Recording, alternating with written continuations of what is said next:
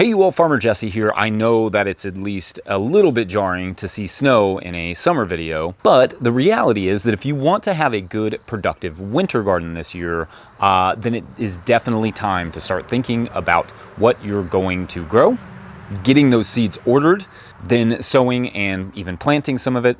Yeah, in July and August. Just about anyone anywhere can have solid winter production so long as you follow some simple rules of winter growing and perhaps invest in a little bit of infrastructure.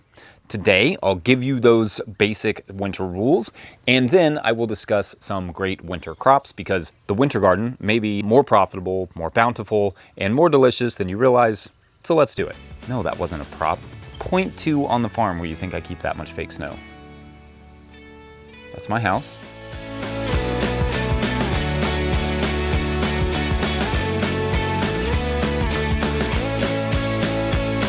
First things first, if you're not subscribed to this channel, make sure to hit the subscribe button. And if you are subscribed, you're awesome. And if you gain something from this video or any of our videos, you can always support our work at patreon.com/no-till-growers or by picking up a copy of the Living Soil Handbook, wherever I put it, from no-tillgrowers.com, specifically where the proceeds go to making you more content like this. I also want to quickly shout out the Winter Growers podcast hosted by Clara Coleman.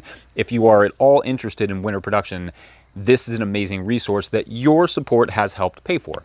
So check it out.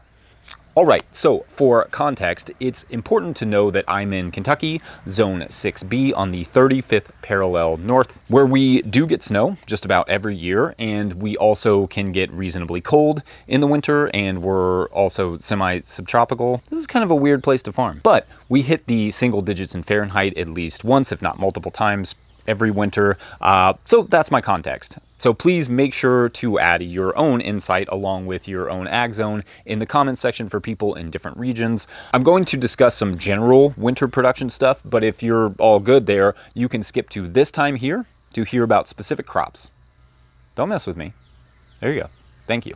I've said it before, but it bears repeating that arguably the most important thing to understand about winter production is that it's not really winter growing, but more like winter keeping stuff alive. Essentially, you are planting a garden, usually in the fall or late summer, or potentially just extending your fall garden, and allowing enough time for those crops to mature.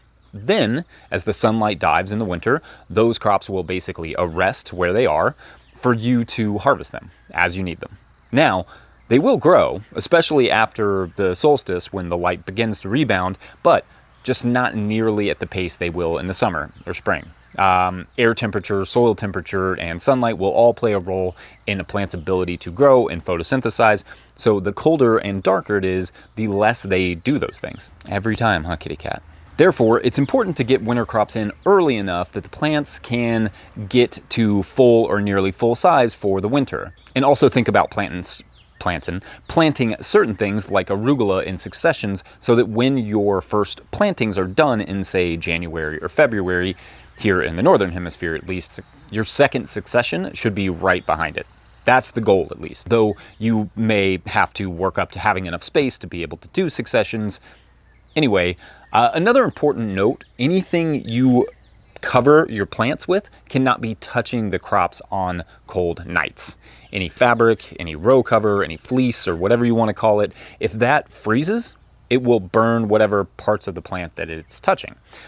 Plastic can work too, obviously, like on low tunnels or cat tunnels or high tunnels, but airflow is really critical. So make sure to open up your spacing slightly, like give everything more room to breathe. Remember, anytime you put something in a capsule like a greenhouse or a high tunnel, you suddenly have to play the role of the weather. You have to have airflow, and you have to add water, and you have to make thunder sounds. No, not that one's not necessary. Anyway, airflow is really critical. Also, make sure to open up the sides as often as makes sense. If your days are regularly well below freezing, consider getting some fans to help with this.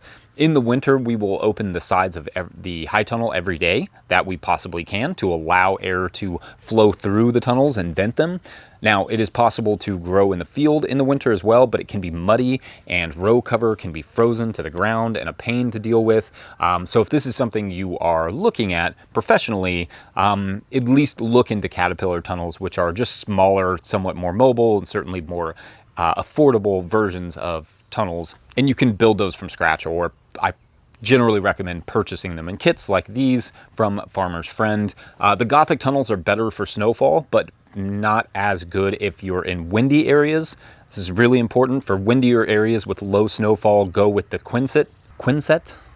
I have no idea how to say that word. Anyway, go with the rounded ones like these. They're much better at handling the wind, though not as great for snowfall. At least once per year, I am out in the middle of the night knocking off the snow, but I suppose that's better than picking up a caterpillar tunnel that's been blown across the garden. What else? I'm gonna pack this thing full of information, like how I pack all that snow in my house. Always wait until leafy crops are unfrozen to harvest them or risk them being damaged when you cut them. Watch the weather closely, so if there is a break in the cold, even if it's a couple days before you need a crop, you can use that time to harvest, so you're not harvesting in worse weather or cold weather. This may mean you have to work on a Sunday or something, but the trade-off being in winter farming is that you may only have to work on that Sunday that week. Remember that farming should be mostly harvesting, planting, and selling. Everything else is just burning money, and that's what makes the winter so attractive. Reaping what you sow is literally what the winter is. You sowed it in the fall, and then you're just harvesting it. I know, kitty cat. It's just not that helpful. Of course, washing and packing in the winter can be kind of tricky because of frozen water lines and freezing cold spaces. Ideally, the crops are clean and don't need washing, like in a high tunnel situation, but also have a dedicated water source and a warm place to pack them. We use a frost-free hydrant and a long hose that can be drained easily afterward to fill up our tubs. You may require a more sophisticated setup in your climate. For storage, nothing really changes, but in the winter we do insert a thermostat and heater in our cooler to keep the temperatures above freezing. I'll link that thermostat in the show notes if I can figure out which one it is. We always cover our crops in the tunnel when temperatures are set to drop below 25 degrees. Otherwise, we try to keep stuff uncovered as much as possible to increase airflow and reduce workload, but also kind of just get stuff used to the winter. If it can slowly acclimate to those temperatures, it will do better throughout the winter.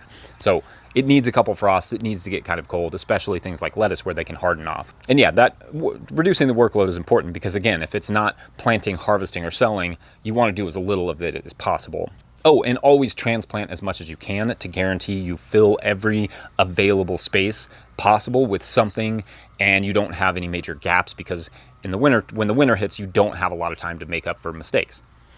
Anyway, please add your winter production tips in the comments section and we'll jump to specific crops.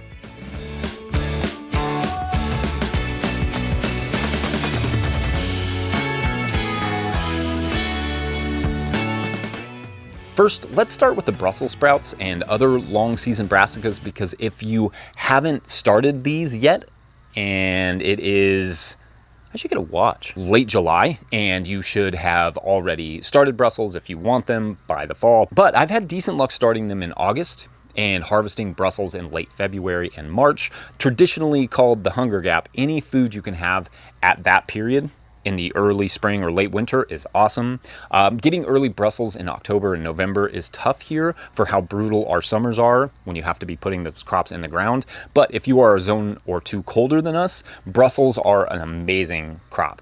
Cabbages, similar to Brussels, if you haven't started your long season cabbages yet, it may be a little too late for longer season cabbages, but not too late for things like Napa cabbage, which make a great stew or sauerkraut / kimchi cabbage and take like 60 days, very fast for a cabbage. And when the cold really starts to set in, they handle it pretty well, but you can just harvest and store the heads in a cooler. Important note here that, as you can tell, I'm going to go through these crops pretty quick, so I hope you have a notebook out because we have a lot of crops to get through. Indeed, winter can be wildly bountiful. Kale and collards are excellent winter greens. They tend to have lower water content in the leaves, so the cell damage from freezing is less likely, therefore enabling them to withstand much colder temperatures.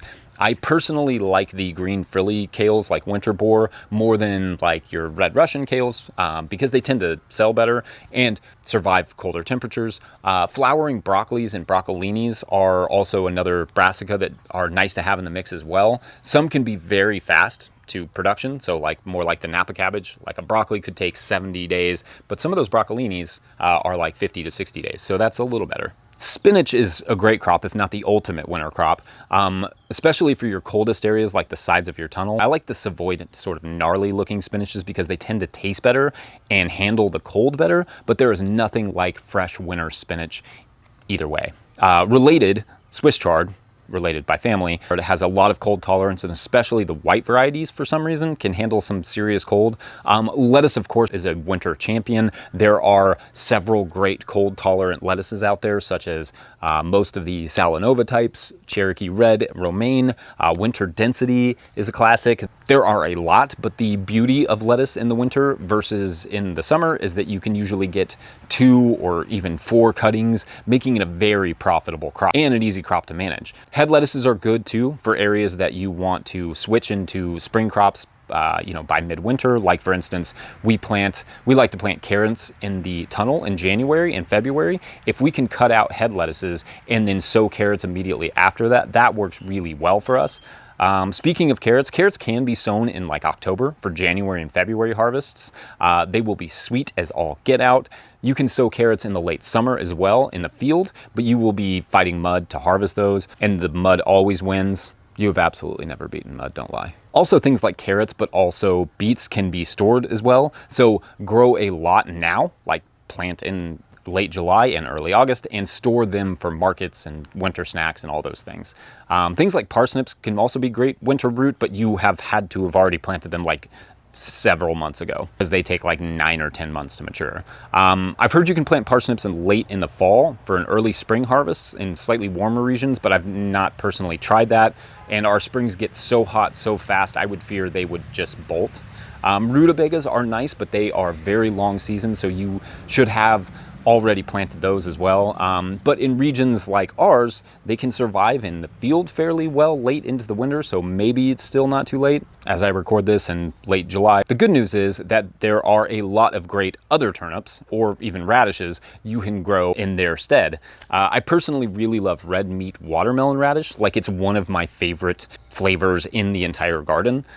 I didn't want to focus this video on crops that you could store, like potatoes and sweet potatoes and winter squash, but carrots and beets and radishes and that sort of stuff are fair game. They can be grown fresh or stored, so it kind of walks that line. And not to jump around, but you can watch my guide for carrot production here in this video, and I also did a guide for beets, which you can search for on our channel or check out in this video. Another whole family would be the alliums, the onion family. They have a lot of potential as well. I've been experimenting more and more with overwintered leeks, which has been a bit of a challenge on our new farm because of the wetness, but I'm getting there. I think if I can find drier spots that they'll do fine, just under a single thing of row cover. Same thing for green garlic, can be a great late winter or early spring crop. I don't personally bother too much with specialty greens like mosh or claytonia or minutina, but they are all very winter hardy and very tasty. I personally really love the minutina I find it to be absolutely delicious. Arugula, however, is a reliable green in the winter that you can get multiple cuts off of and enjoy well into the colder months. For varieties, I like Astro. That's it, I'm boring. One crop that I don't have a ton of experience with, but I know is a great winter crop, is Radicchio. I did this farm tour video last fall with Evan Chinder of the Culinary Gardener, which we talk a little bit about Radicchio, and you can check that out. Also, he just did an interview with Clara for the Winter Growers podcast, which you can also check out on the No-Till Growers podcast channel here on YouTube, just where we put our podcasts up, or wherever you get podcasts generally. Again, the Winter Growers podcast is an amazing resource for all things winter. Am I missing any big winter items that don't need a lot of external heat? Well, I guess I'll let you decide that. Make sure to leave your own favorite winter crops in the comments section. Like this video if you like this video. Subscribe to this channel. Support us on Patreon if you have not already. Also pick up a copy of the Living Soil Handbook. My voice just cracked. Pick up a copy of the Living Soil Handbook, where I do a breakdown of some of these crops and my soil approach and all those things. Otherwise, thanks for watching. We'll see you later. Bye.